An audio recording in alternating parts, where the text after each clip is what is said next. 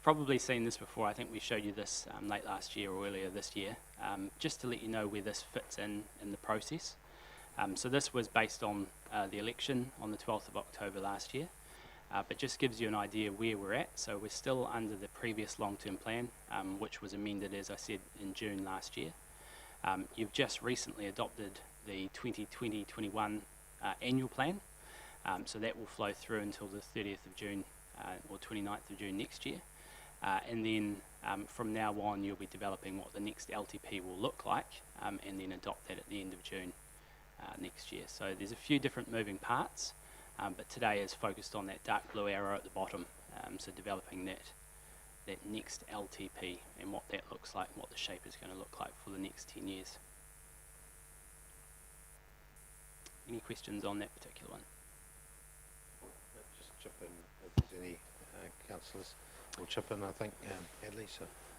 So this, again, is just a bit more of an overview of the strategic planning process. So the darker green area at the top left of that's the strategic framework. So that should be reviewed before adopting your long-term plan, and includes the council's vision, community outcomes, strategic priorities and strategic actions. So that's what we're starting to hopefully have the conversation about today. Then you adopt your LTP, and that's the framework for the following 10 years, but with a focus on the first 3.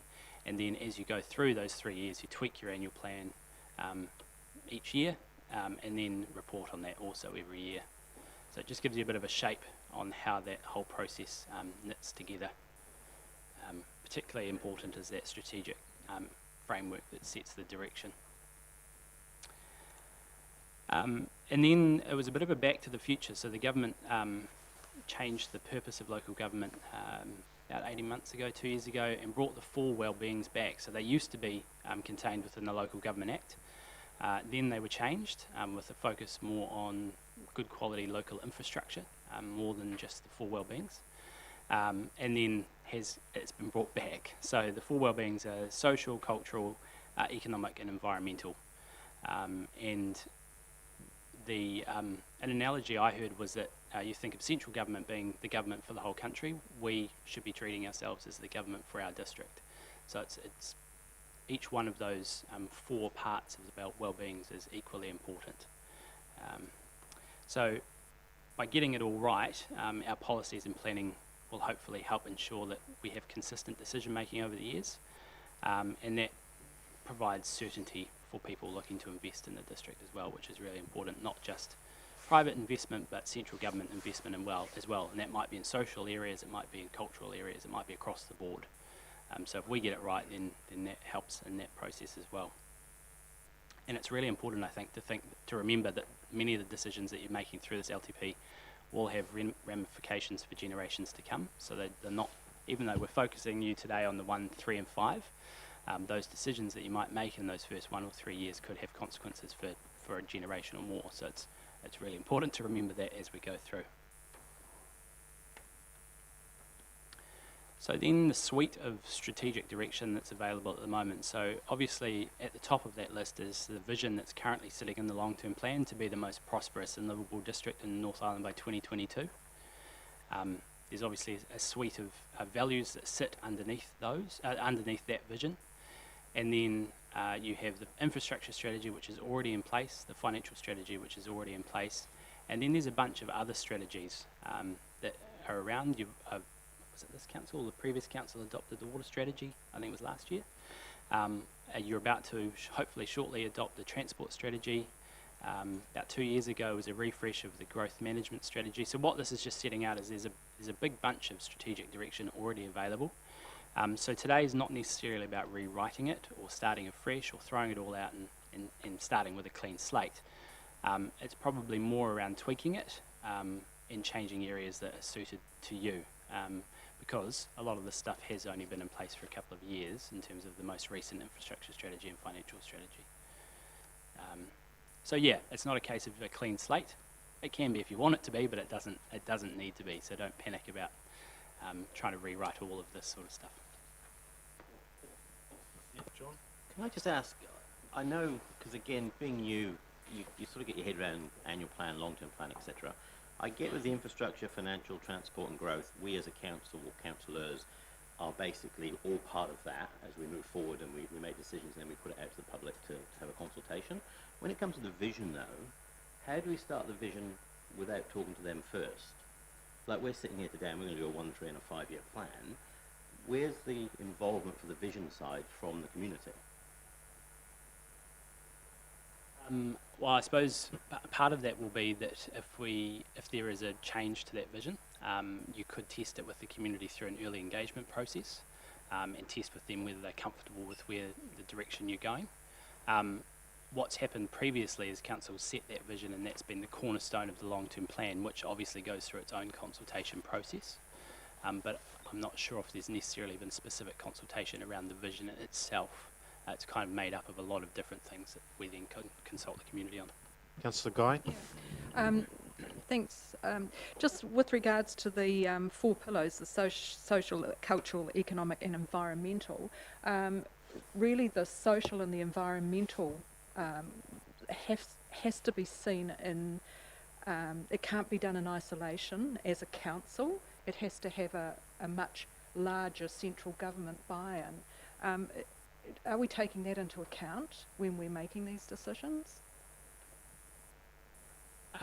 Yes, I think definitely. A lot of people look at these and maybe take the approach that all of it means money, but it's not necessarily a money thing. It could be a facilitation. It could be trips to Wellington. You know, as a community taking that facilitation approach, or as a council taking that facilitation approach.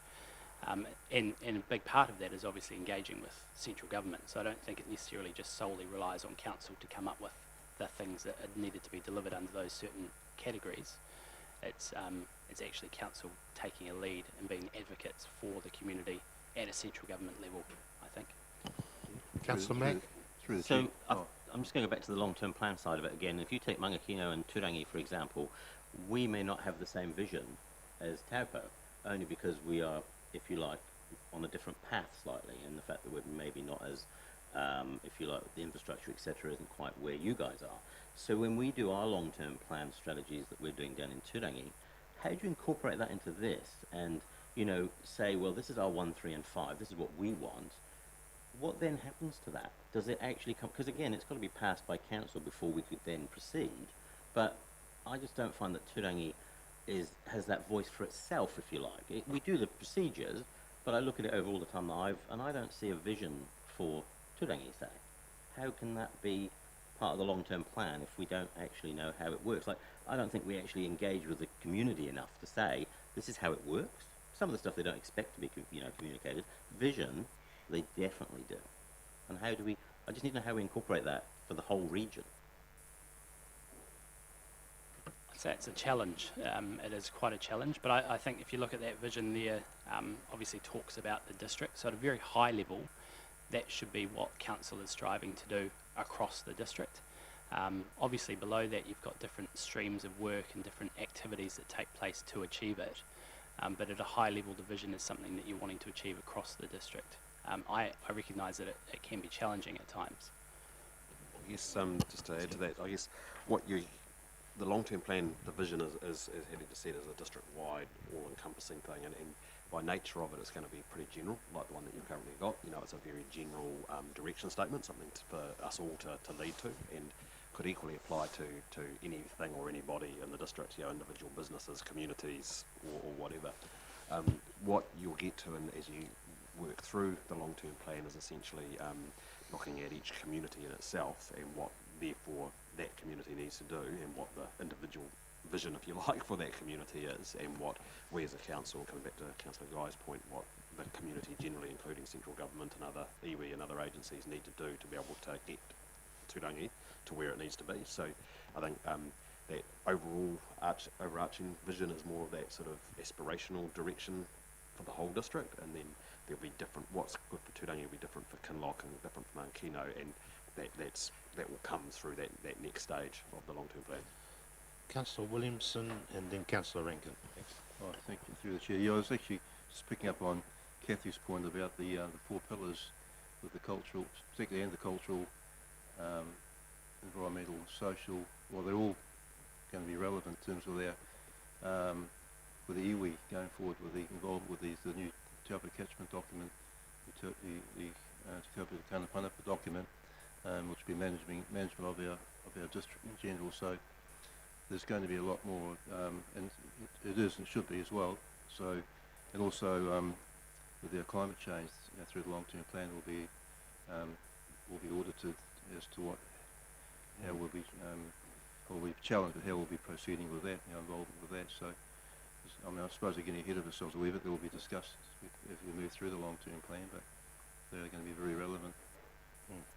Exactly, yeah, they're both key points. I think just on the latter of climate change is probably be addressed through infrastructure strategy, more likely. And then I'll refer to it later on, but we've got a hui planned with our iwi partners on the 20th of August. So that's to begin that conversation as well, which obviously you're all invited to attend. Councillor Rankin?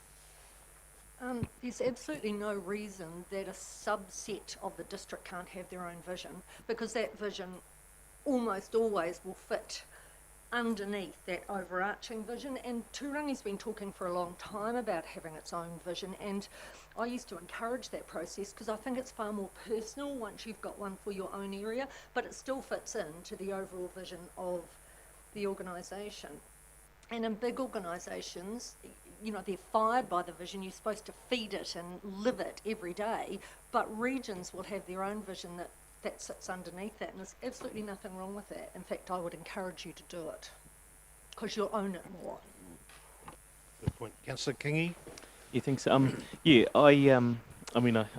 exactly where you're coming from, John, because I think I had a similar sort of view last time.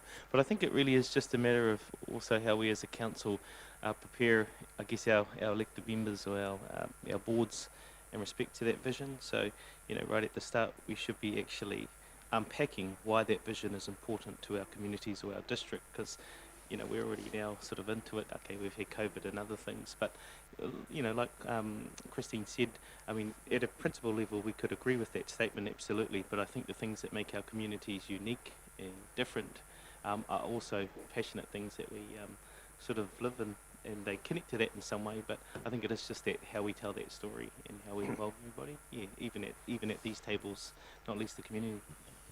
Councillor Guy? I just think that I agree, Tong, and Kinloch is the structure plan that Kinloch has is a great document, but I sometimes think that the vision isn't far enough out, and so it's very difficult when you're living in an environment that you're wanting to protect, but you need to be thinking about the long-term impacts of anything that you are doing, and I just I think that that's something, John, that needs to be really driven through your community board. That no different to what they do out at Kinloch. So a couple of things come out of this. So there's nothing wrong with a subset by the sound of it, and also I think John alluded to that should we be asking the community what their vision is? Do we not decide on what our vision is going to be until we've heard from the community? So that's the current one there at the moment. But would there be an appetite? I think you were sort of leading to that community might have a different vision. I don't know, but are you ever going to agree on a vision? So I think that's the reason we chose that, and I think Christine led that discussion was that the whole district just seemed to. That's what we wanted to be. And it was driving.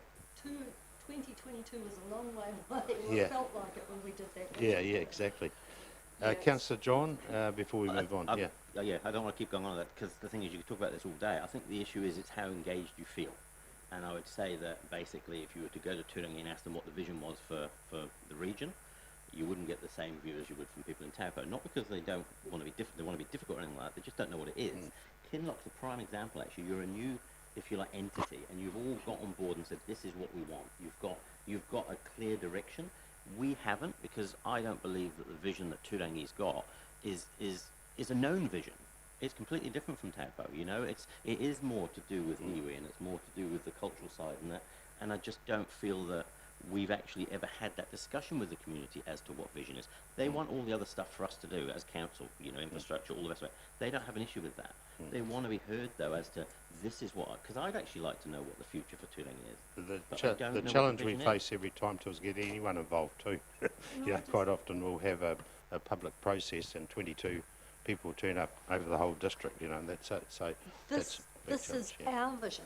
This is our vision. And the councillors did it. This is not the vision that the people of this district came in and did.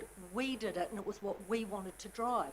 In Kinloch, we went through a process over the vision and the community being involved, and it was an incredibly torturous process. It went on for nearly 3 years before they finalised that vision statement, but that is theirs, and this is ours, and theirs fits into ours. It's not exclusive to that, but this is ours. And if you go out and ask the community, in 5 years' time, we'll be still playing with the words. We either own that vision or we change it, and there's no reason we can't change it. That was where we started. And I think that, sorry, through the chair, that vision, or the Kinloch structure plan, has been on the go since 2004. And it was renewed again in 2018. So, I mean, it's not a quick process. Councillor Taylor? At the risk of getting stuck on page 1, we've actually got no choice but to change the vision anyway. It expires in less than 2 years. The plan as it stands, before we even refresh it, is 6 years beyond the vision, so we actually have no choice. So as part of this process, I'm picking you will lead us through that. Yeah. And I suspect we can't just change it. We can't just change the numbers on that because everyone will say we haven't achieved any vision. So can't change 2024. We have, yeah. Well, we can confirm we are the most prosperous. Right, Councillor Guy. I think sometimes you get tied up in the prosperous being an economic term. I think we need to be thinking about those pillars again around the environmental, cultural, social and economic, but prosperous just doesn't mean. Yeah. So Hadley will come up with some new words and away we go. Right, page 2. Sorry, Councillor Kingy. Just one more thing. Sorry. Just picking up on what Councillor Williams has said in just other things. I mean, I think just shifting the focus back home, back to Turangi.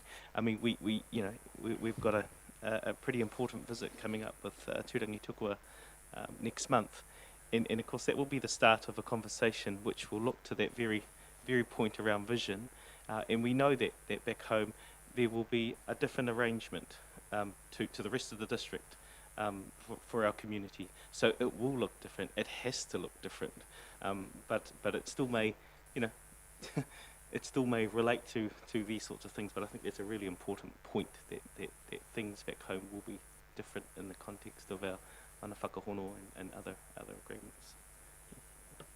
Cool. All right. Thank you, Hadley. So I'm not sure where to take that. Is it something that... Because at risk of getting stuck on page 1, it's a really important page to get stuck on, and now's the time to get stuck there. Obviously we are, as Lisa just pointed out, we are talking with the community, or planning to talk with the community in a pre-engagement process later in August, which we had planned for April. So that would provide an opportunity to test some ideas and thoughts with the community if you wish to do that.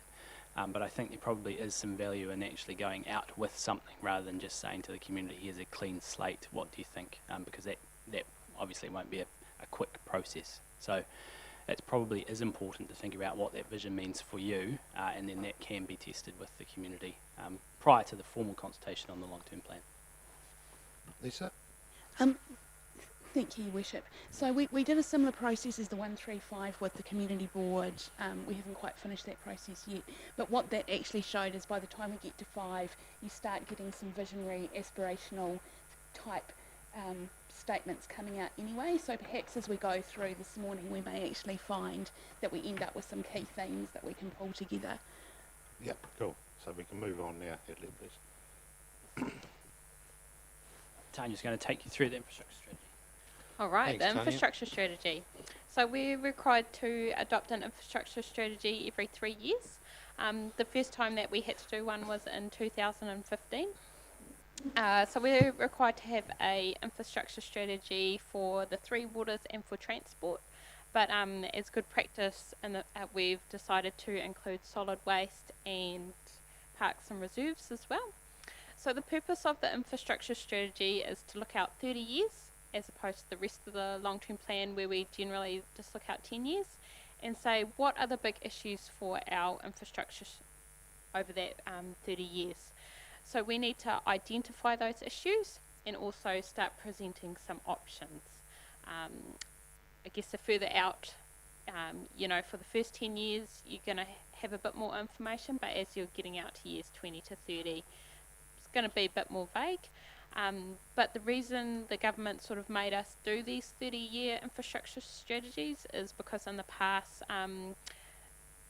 local government or some councils and local government had a little bit of a tendency to push these big issues out into year 11 or 12 of the long-term plan, so they didn't need to consider them, and then I guess it came up to bite them. So in our existing strategy, we have 6 themes. Well, we have 5 themes. So population and demographic change, protecting the health of our communities, protecting the health of our environment, maintaining and renewing our infrastructure, resilient infrastructure, and staff are suggesting that we put in a theme around recognition of the Māori worldview. And we have some potential issues around catering for growth, an ageing population on fixed incomes, facing increasing infrastructure costs, population decline, safe water and upgrading to comply with the drinking water standards, protecting the environment, which will increase costs for councils, and climate change and natural hazards, and considering the Māori worldview. And I guess in light of the last few weeks, the three water reform, that's probably going to be quite a big topic in this infrastructure strategy as well. So yeah, we've sort of taken the last one, but you're seeing the biggest changes being around the three waters reform, and then adding in some discussion around incorporating the Māori worldview. And I guess that's just around recognising that a lot of our infrastructure in this district is on iwi land, so incorporating that into our thinking going forward. So that's sort of a very high level introduction to the infrastructure strategy. It's the Local Government Act is very prescriptive on what we must include, so it's quite a long document.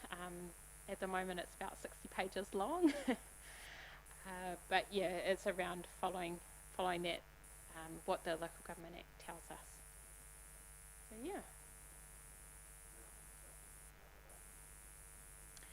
so if you're sort of comfortable with those themes and issues, we will sort of roll with those, and we can bring to you in the not too distant future that 60-page document to sort of have a good look through.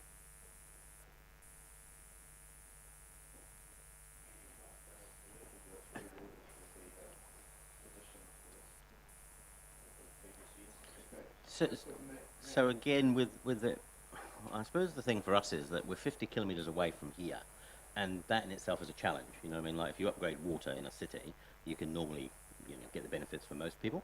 On this one here with your infrastructure strategy, is it the same strategy for the whole district? Or do you look at Turangi as a separate entity and go, because cost-wise, I can imagine Turangi is going to be a burden for what you get from Turangi, but the fact is that's just how it is and it has to be upgraded. Yeah, so I mean it is a district strategy, but with all these sorts of things it recognises that what suits one place might not suit another, so it is making sure that we have the right actions for all those different places so that they do feed into setting, achieving the vision really. So the other issue is we've got a really small rate base, haven't we, for the size of area. Do you see that as being an issue because infrastructure is going to cost more, is this going to be an issue eventually that we won't have the money to actually keep the infrastructure upgraded? Absolutely. So that we have an issue around the ageing population and potentially the declining population, and recognising that as tougher environmental regulation and demand from the community to make sure that our discharges are getting improved in terms of quality, that's going to drive costs. So that is an issue. And I guess the government is also aware of that issue because that is one of their big drivers for the potential reforms of the three waters. So certainly those are some issues that we have identified in the strategy, and we're presenting some options on how we propose to deal with those. So just very last one. So if we've got the 30-year plan, do you get to a point in this plan, because you know costs, etc., you know roughly what we're going to get population-wise, money-wise, are we going to get somewhere in that 30 years where we run out of money? That's a good question. Oh, Neil. You never run out of money, it's important. You charge. You never run out of money, you charge more on the rates. That's called a rate increase. Correct? It's about your appetite for Yeah.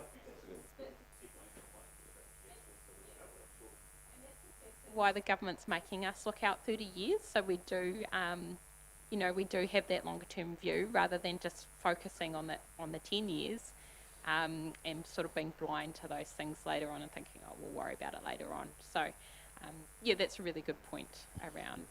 But yeah, as the better quality information we have is for the first to 10 years, and then 10 to 20 is not quite as good, and then 20 to 30 years is quite a way out. So the quality of the information there isn't quite as good as in that first 10 years. Councillor Williamson and then Councillor. Oh yeah, thank you. We're just picking up what what John was saying. Well, obviously with the water strategy, for example, probably getting a bit more specific with the emphasis is more on the water loss as opposed to water use. There's other implications there because age, 50 years, with losing a lot of water, there's obviously implications around the finances, the cost of pumping, and the resource consent of availability. So very important. But so yeah, obviously we have to make it available, the money to do that. Yeah. Correct. Councillor Guy. I was just wondering how the RMA reforms might impact on this. Oh, that's a good point. Yeah, good question. I guess the RMA reforms are quite extensive, and that they're at the moment we have our regional policy statements, regional plans, and district plans, and I guess if we were to progress things as per the recommendations, then we're potentially looking at one plan that would encompass the Waikato region. So yeah, that could potentially I guess fast forward some of those environmental compliance issues potentially. But it's certainly something to.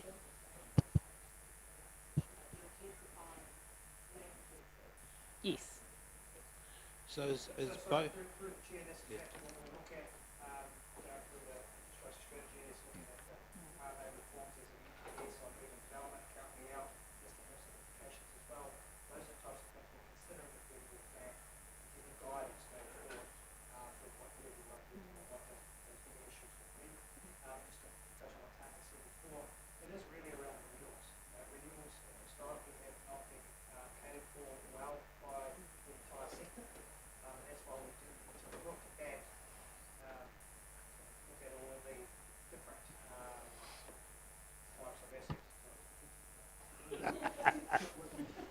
We do have to look through that longer period, in particular because most of the assets we're putting in are 100, 80, 60 years are going to last that long, so we have to cater for that. So it's really just about getting that surety going forward, that we're making good decisions, that we're not going to create a legacy issue for future generations and future councils to pay for.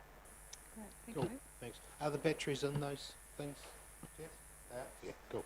Okay, Councillor Taylor. Just Then really brief, Councillor much of the conversation we've just had is covered off, I believe, in the assumptions section of your strategy. I just wonder whether there's an opportunity to put a reference to RMA reforms in terms of the assumptions going forward. It's another one of those things that we need to take into account. Absolutely. Because both parties are signalling that now. That came out yesterday from David Parker, didn't it? So it's definitely going to happen. It's almost certain something's going to happen. One form or the other. Yeah. Councillor Williamson. Oh, you're thinking, just whatever way or however the RMA falls out, whether it's reformed, it still sits above the new. My understanding sits over the new proposed Taupo catchment document as well. So, which will be over the district council, regional council sort of powers. So it's quite a very important sort of conversation going forward. Apart from what Kevin was saying as well. Yeah. Awesome. Okay. Councillor Mack. Can I just very quickly clarify my thing about running out of money? Actually, what you were saying is true. We'll never run out of money because, of course, we'll raise the rates. I suppose I would change that wording then to affordability. Could you afford, in 30 years, to live here based on what the cost could be, especially when you look at places, even like Taupo, where you've got a limited amount of income, because Turangi is not going to become affluent anytime soon, but the rates can rise. Do you then force out the very people who live here and belong here? Only if you're prosperous. Yeah, so that, Tony? that Sorry, Neil. yeah, sorry, I'll just quickly answer that, and that's a really good point, and that's kind of speaks to the heart of your revenue and financing policy and your financial strategy. So that's about getting your policy settings taking into account what you know is on the horizon, and then how you can share that cost equitably and sustainably. Yeah, and the choices that you make around what you do and when. So one of our focuses in the infrastructure strategy, because we can only make the best decisions that we can with the information that we have. So one of our key directions in the infrastructure strategy is making sure that we have a really good knowledge of the assets that we do have, so that we can make really good decisions. And the issue that you raise is going to be a widespread issue across rural New Zealand. It's certainly going to be a challenge for us and many other councils going forward. Just on that point, we just put this slide in just to show you the extent. That was just the 10 years of expenditure from the last long-term plan. So certainly there are some big numbers there when you look across the board of infrastructure spending. Yep. Very good. Thanks, Tony. Okay, financial. Neil.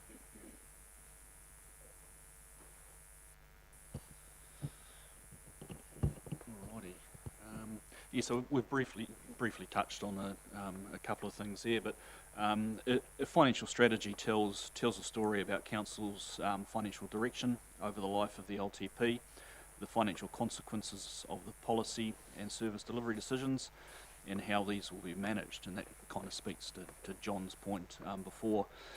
Financial strategies are meant to be a strategic control. They contain self-set limits on rates increases and debt. The challenge in preparing a financial strategy lays in the reconciling of the top-down strategic direction with the bottom-up asset activity imperatives. So just thinking about what we've talked about with the infrastructure strategy, that's going to show the sort of things that need to be done in the future, and then you need to look at the cost of that and overlay that and see how that all kind of plays out, and then you make you've got decisions that you can make about setting your policy settings there. So each financial strategy builds on the last one and reflects the past and the future. The introduction section in the current financial strategy outlines previous issues and challenges and how we've dealt with them. And if you think back particularly to around the GFC, our approach going forward section outlines 20 key goals and how we will achieve them that support the three key principles of the strategy, which is keeping rates affordable and sustainable, looking after the assets we have whilst maintaining levels of service, and prudent management of our investments and borrowing. The key role as a strategic control the key role as a strategic control to ensure long-run financial sustainability will not change. However, it is appropriate to test the limits currently in place to ensure that they align with Council's vision for the district and the current economic environment. For example, Council could review the limits on rates increases and the limits on debt if its policy response to the current environment was, for example, to have a more expansionary on the policy settings for the financial strategy in the 2012-22 long-term plan. For the first 3 years, our limit on rates was LGCI, so Local Government Cost Index, plus 4.5%. So that was for the first 3 years of that plan. The years 4 to 10 of that plan was LGCI plus 2%, and our debt limit was 250% of operating revenues. In 2015, Council changed the policy to a more contractionary mode, and put in a policy of LGCI plus 1% on your rates for your rates increase limit.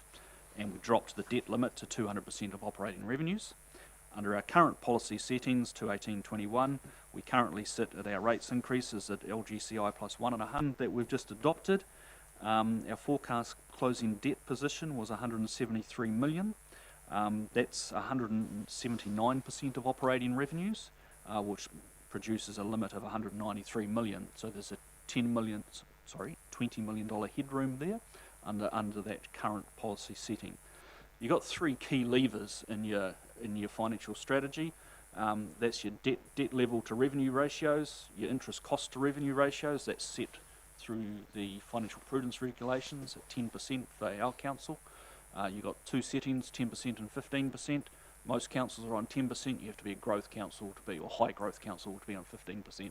So that's your Queenstown's, your Hamiltons, Tauranga and Aucklands. We're at 10%. And your rates to revenue setting, which you get to set that, and that's currently 80%. So that's the proportion of rates to your total revenue. So rates, as you've said, maximum 80%. So that's the current policy settings. So it's one of the discussions we need to have, given the current environment and the community's aspirations, is what is the appropriate policy settings for your financial strategy moving forward that is going to allow you to achieve the objectives that you wish to achieve. And I think it's probably good to tease out a little bit of stuff now if we can. So Neil, yesterday you talked about those 3 different options basically from contractionary. Do you just want to go through that? Yeah, sure. The Neil's view of the world, if you like, is that you've got 3 high-level kind of themes, if you like. Reduce everything, so to speak. You've got your status quo, which I'd kind of say what we've got at the moment is kind of middle ground, and then you've got a more expansionary mode. So a more expansionary mode is going to allow you to invest more in the community, and it's going to basically it's going to allow you to invest more in the community to get things going, to try and keep the economy going and that sort of thing. So to do a more expansionary mode, you're going to have to change your policy settings to allow you to have higher rates increases and to allow you to take on board more debt. If you don't do that, you won't be able to invest more because your policy settings will stop you. So this is a very important kind of discussion, this one, because if you set policy settings that don't allow you to do anything, you could end up with an infrastructure strategy saying you need to do and want to do something here, but your financial strategy is going to slam dunk you and say, well, you can't. So this will drive the rest of the decisions that you make, including your vision, and giving effect to that. Because you can put a nice vision words in, but if you can't achieve it because you haven't got the resource, then so what? And the key thing there is your infrastructure strategy and your financial strategy. You want them working together in harmony, so to speak. So that's... Councillor Taylor? Thanks, Neil. Actually, that's really quite critical. Hang on a sec. No, it won't be long. In terms of resetting any of those policy settings, it would be really good to know what the implications and consequences of any change. If you look at it, use an analogy, it's dials on a machine. I'll turn this one, I'll turn that one.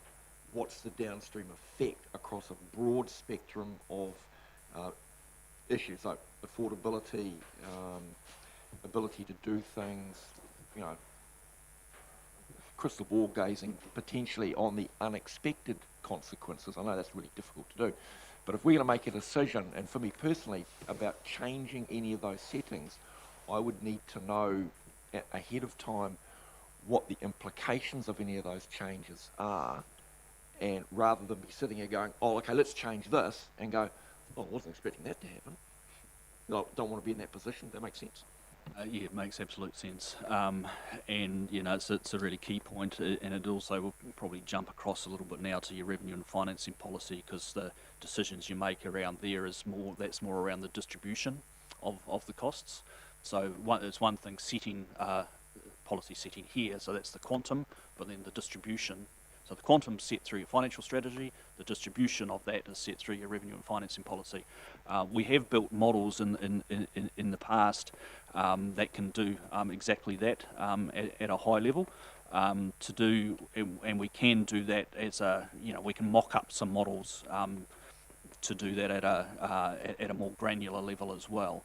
But there's some high level principles that we can talk to that dictates the distribution side of it, so they're at a more principled level. So we'll go through that for the revenue and financing policy. I'm just trying to think some further things I can answer to your question there.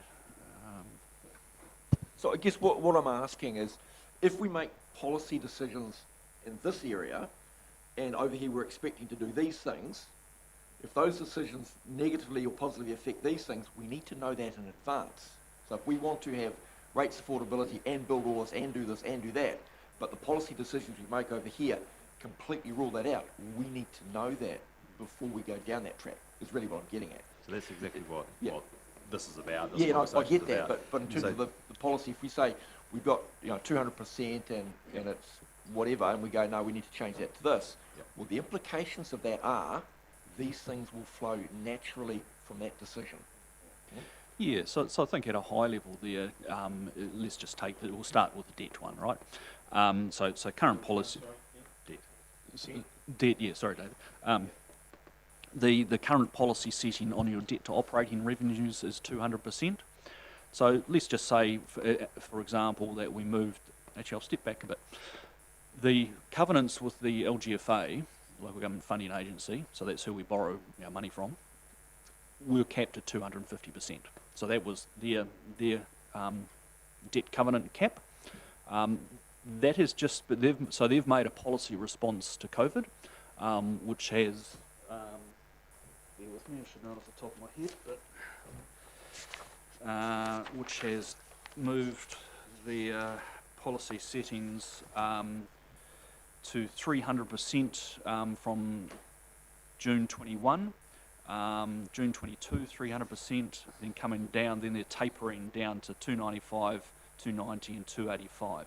Now, the reason they've done that is to allow predominantly the larger and growth councils, Auckland, Tauranga, etc., who were basically up against the 250% on their debt limits, to actually borrow more to respond and invest in the community. So that's the policy response that they've made, but then you'll see that they are actually tapering that down. If we move our policy setting from 200, and I guess straight up I'm recommending that you need to move it, that will allow you to borrow more. The other side of that is you've got to look at the implications. So you're going to have more interest costs, and therefore you're going to need to raise your rate revenue. So you're going to have more rate increases. So on the other, because all of these levers work in conjunction, right? So on the other side of your policy setting, you would need to move your rates cap setting higher. So if you left it at LGCI plus 1.5, you're more than likely going to breach it. If you just move one of the levers but not the others, you're going to breach it. So simplistically speaking, you'll be able to borrow more debt. You'll need to raise your rates appropriately, and you need to, it's your guys' decisions as to what you're comfortable with, what that level is. The other thing you've got to bear in mind is that LGCI itself is, that's a cost indice, so that's lower now than what it's historically been. So you've got to allow yourself some headroom in there to invest.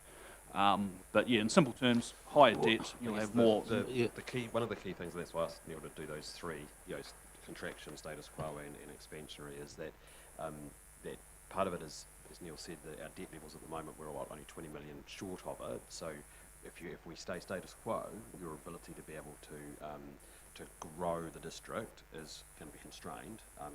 Contractually, that's not, I'd say, is probably not feasible.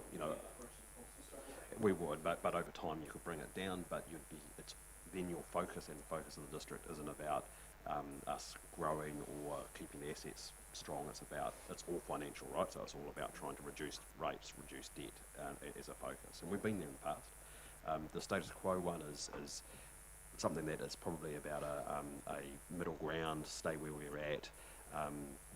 You're going to run up against those issues that you talk about, those other levers, because we've got infrastructure challenges that we've all talked about for different towns, and the answer, if you leave it there, is going to be sorry, we can't do this. And more than not, when you're making these decisions, when you're through the long-term plan, it's going to be we can't, because we're up against that ceiling. So that doesn't provide you that opportunity. If it's more of an expansionary one, then you get that opportunity to do it. The thing in doing that is that by changing those policy settings and making decisions around that isn't compelling you to change what you do, because then those decisions come through your long-term plan. So all you're doing is giving you the ability to do it, and the policy settings. You still need to make the decisions on the case-by-case basis in terms of what activities you do based on your infrastructure strategy, based on the community feedback and the like. So at the moment, it's about 180%. It's 179% based off this year's annual plan. That's if we complete the full program and draw down the full debt as per what's in the annual plan. Which it's sort of like how when central government talk net debt to GDP. Yeah, it's similar, those sort of ratios. Yeah. Around a lot. Ours has been 20%. New Zealand's been 20%. Post-COVID, probably be at 50%. UK is already at 80% pre-COVID. So but it's sort of, that's the way I'm thinking. It's about Councillor Guy. This is your credit card limit. So this is about do you have 10 grand, 50 grand, or zero, and you're bringing your balance down over a period of time. Kathy. John. Oh, there we go. To me, it's a no-brainer. I mean, the financial strategy really is the foundation for everything moving forward. And if we don't get this right, then we become constrained. So it's certainly. Yeah, I think there's. Oh, sorry, through the chair. There's. I agree with what Kathy's saying. There's the balance though between allowing you to do stuff and then just free rein going crazy. So the reason for a strategy, you've got to remember you've got the finance manager in front of you here, is you do need some level of constraint, but it has to be enabling as well. The whole key thing is enabling, but without getting carried away. Councillor thank you. Williamson, then Councillor Mack. I've got about 3 points. Obviously, the first thing, at the moment we have maintain a very strong credit rating through, which is well recognised nationally, and thank you to our strong financial team. And I think secondly, in the short term, with COVID, we went for a zero rates increase, which was admirable, probably the right thing to do, but there's going to be challenges going forward next year or two, because obviously we maintain levels of service, maybe not at the best, as well as we'd like to, probably could have been compromising some of those aspects of our strategies. And thirdly, getting back to Kevin's point about, obviously I think we want to see growth, so it's going to be balanced, but there could be a conversation going forward to our 1, 3, 5 year conversation in a few minutes to see how much commitment we want to make to the finances and how much to the debt, etc. Councillor Mack. Mine's more just an observation working for a bank. If you're working in a bank and you're on the front line, you can't even make a decision on whether somebody has a fixed or a flexible mortgage because you've got no training. What I'm finding interesting is that we're dealing with hundreds of millions of dollars here as councillors, and we're making decisions on that with absolutely no qualifications at all. So with respect, you do have qualifications, because you're here as a governance board to make the decisions. The qualifications of those sitting in front of you, which is Neil and Alan, who are accountants, chartered accountants and experts in the field with decades of experience. So we're there as your advisors. You need to use us to provide that, and then as a governance decision is right, I'm hearing all of that expert opinion, and that's just therefore what I'm comfortable with. And I suppose that is the point, though. With that, they're all experts, which I accept. And the thing is, the information that we're given from them, we would be very unwise to make a decision against that. So what I'm saying is, they're giving us the information. We're not making a decision on that really, because you'd be mad to go against that when they're qualified. I'm never going to say you're mad, because again, it's your decision. It's your decision. It's a word. It's your decision, because there's different takes on things, right? So, so you, as the community representatives, are saying, yeah, we'll be sitting there saying, this is our opinion, and these are some. And Neil's already said that today. You know, he said his opinion is to move these settings. You, as a community, as community representatives, might say, "Oh, well and good, Neil, hearing what you're saying. However, this isn't something which our community can handle from an affordability perspective. So no, we're going to make these decisions, and we're then therefore conscious that that's going to have this impact in terms of going forward. We're not going to be able to invest the same sort of money that we have in the past in these sort of services." We go out, you do hear from the chartered accountants, various independent ones in town. That's quite often they will submit to these on that very point. So we do. These are the experts, but we do hear from other, i.e. the public accountants out there on those matters. Councillor Kingy and then Councillor Guy. Thank you, David. Yeah, I was just going to say, I mean, yep, I totally get the logic in that we have to have an enabling sort of policy that allows us to have that ability to make the decision.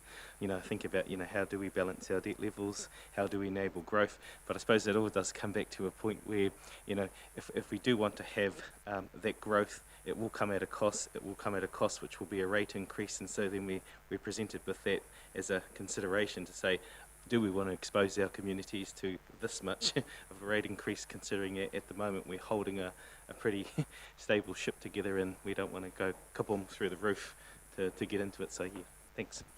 Cool, thanks, Councillor. Thank you. Just Councillor through the chair. I mean, in most businesses, there is the opportunity for other income streams to drive growth. Investments are one of our income streams. Moving forward, that may have quite a substantial impact in the reduction of returns, and I think that's something we need to be taking into account, because I can't see that, even if we look at year 3 and 5, potentially that has a major impact. Yeah. So that's the other side of the revenue, isn't it? So, yeah. Okay, Neil, where are we at?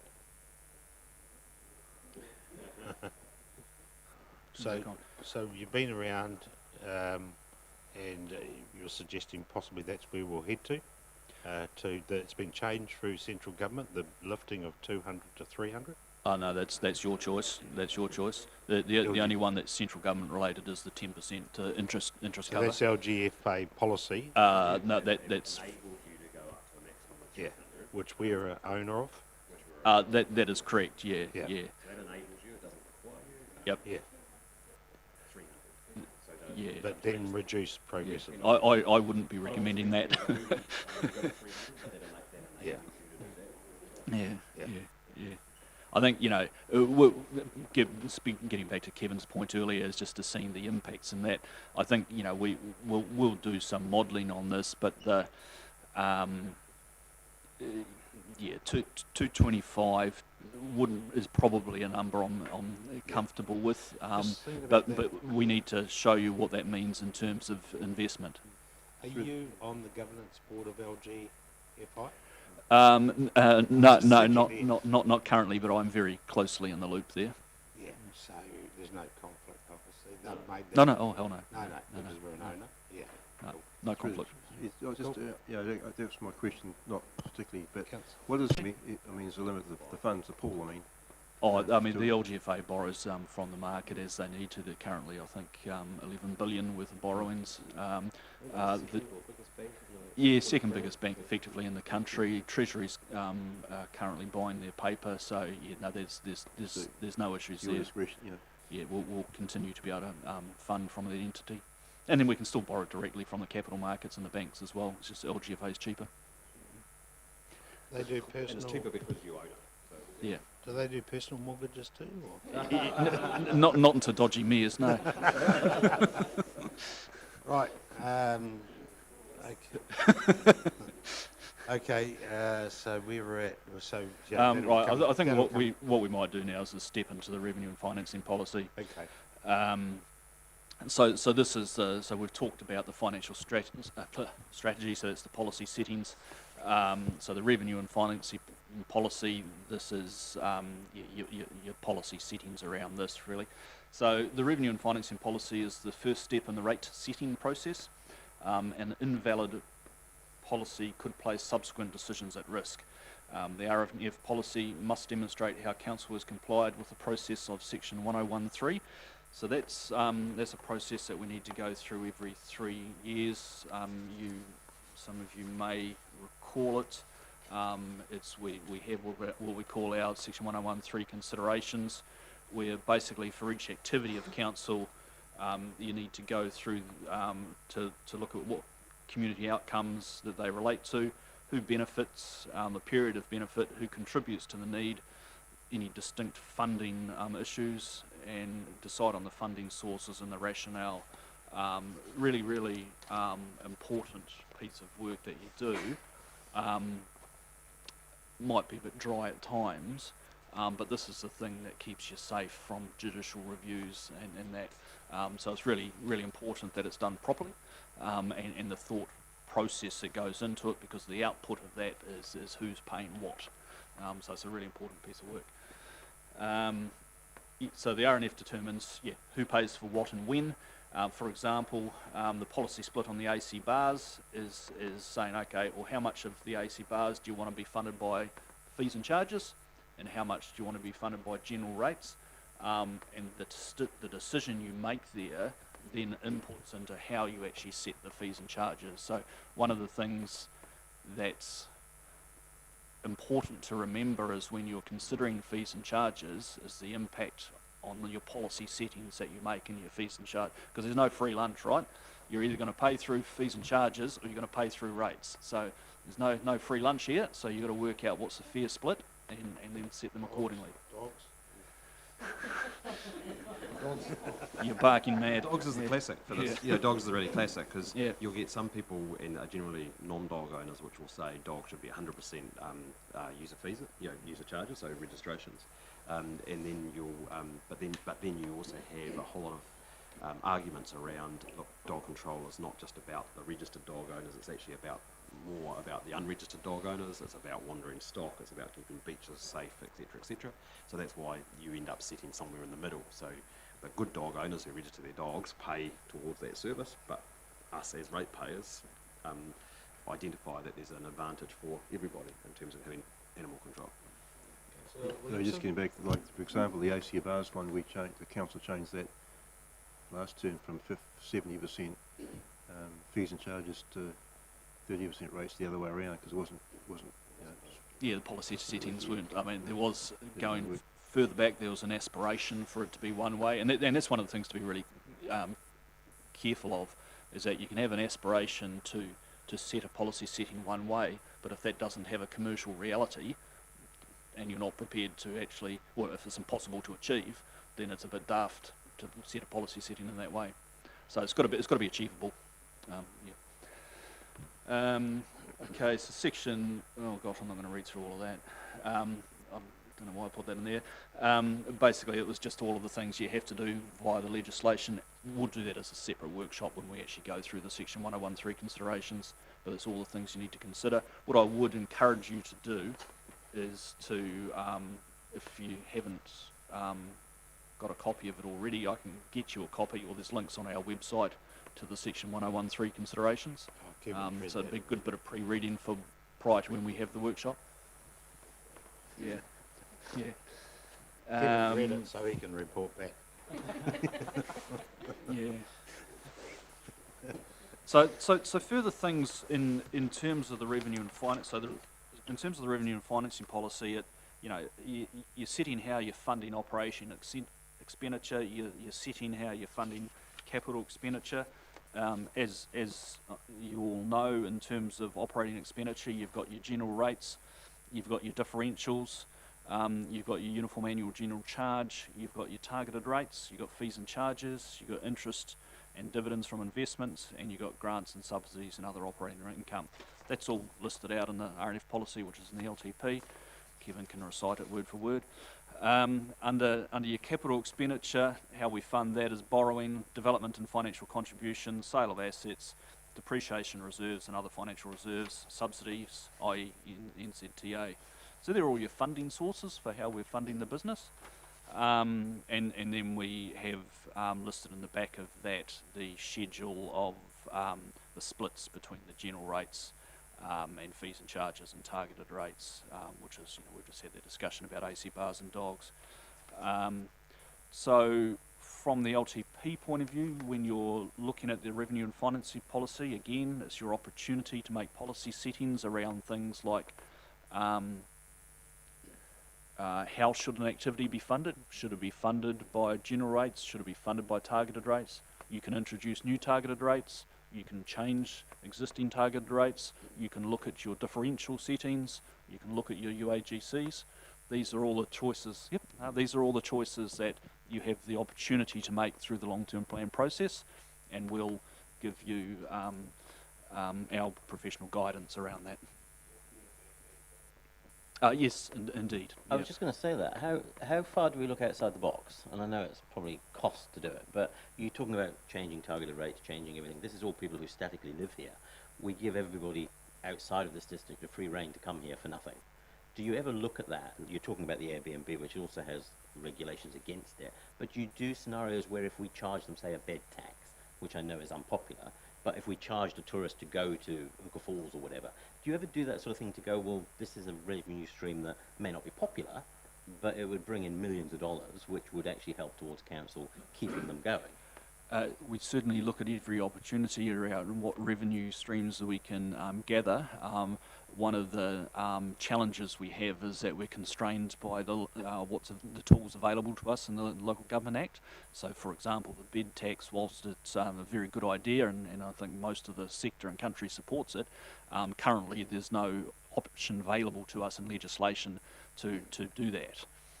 One in particular government's looking at, Queenstown, yes, you'll probably remember, has gone through a referendum process essentially, and the majority of their ratepayers said yes, they want it, and the government has indicated that they were willing to go down that path. That's been caught with COVID and elections and things, so it hasn't happened as fast as what it would have.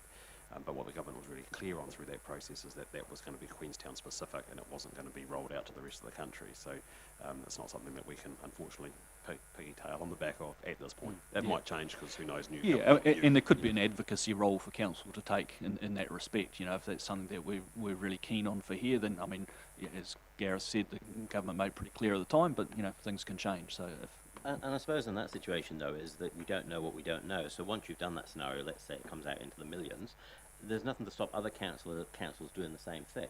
And much of the government says we can't do it. They don't basically own us, do they? So basically all local councils can get together and go, you know what, enough of us want to do it. You must have some sway with government saying, you know what, you may not want to do it, but it's actually popular.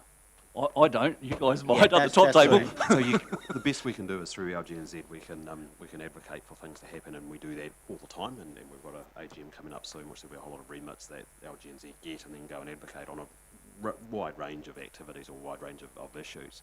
I'd say that in New Zealand we're a very centralised model, and the ability for the government to listen to local government in this respect, I can't think of too many remits which have gone through, like that.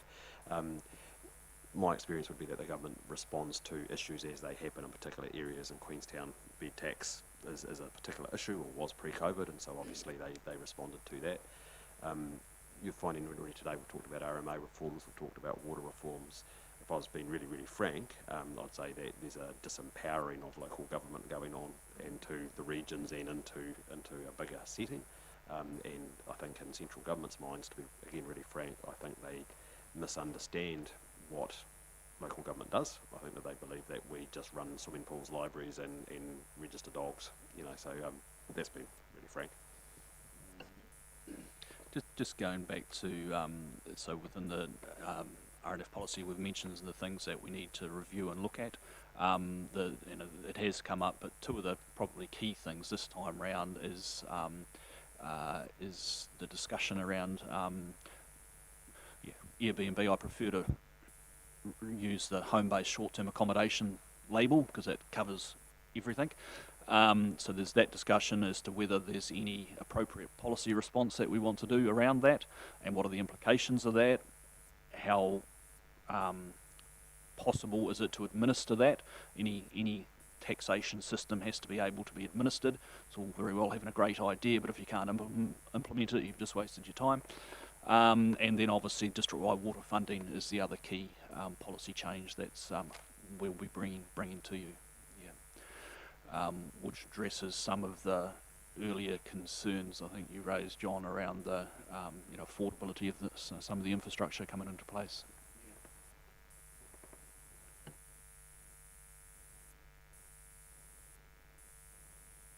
Make a brief comment, Mr. Chairman. One of the things we've been talking about once again comes around that use of that word affordability, which is actually the ability to pay. But secondly, I think Mr. Ward mentioned the 1222 long-term plan. And actually, if you read that, I was interested in one of the comments made at the time was about, and I don't know the exact wording correctly, about cutting your cloth to suit. And that's something I believe that we need to take into account. But secondly, the number of things that private enterprise may be able to do within the district that maybe we as a council fund but no longer need to. And it was interesting when we were talking about getting the nil rate increases, we talked about the gyms. We're in competition with gyms in town, but then we're going to spend X number of dollars on doing the hot private pools up at the AC bars. So there needs to be that discussion as well. So I'm looking forward to it.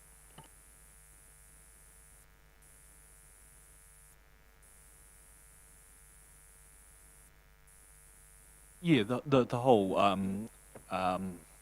yeah, I suppose that nice segue into that slide, but yeah, reviewing all of the activities that we undertake is absolutely a critical part of the long-term plan. Yeah. Yep. Yep.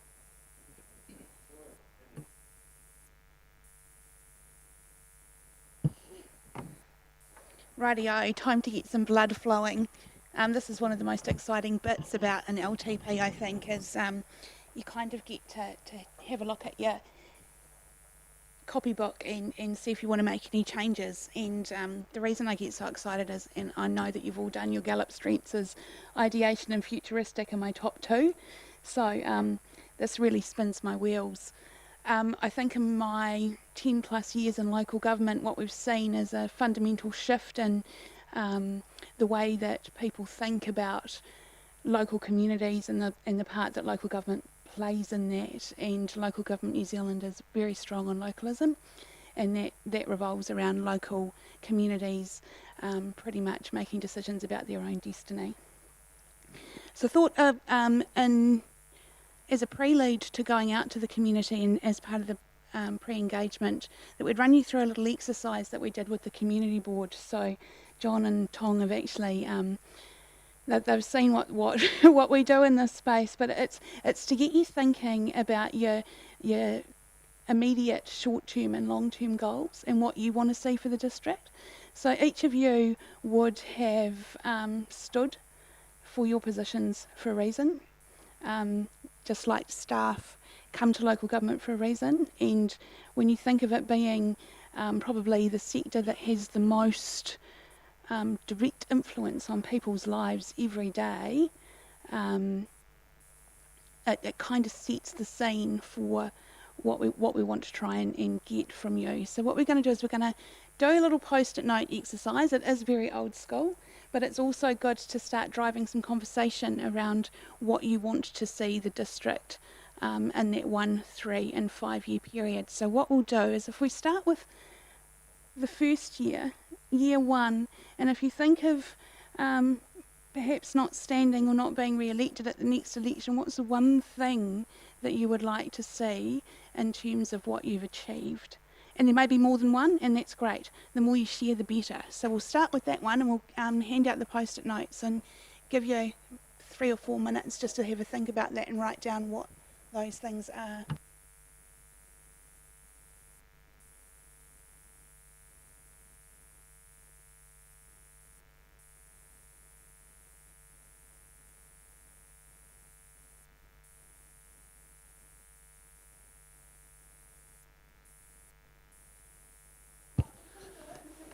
So we're just going to stop the live stream now, and we will come back to you very shortly.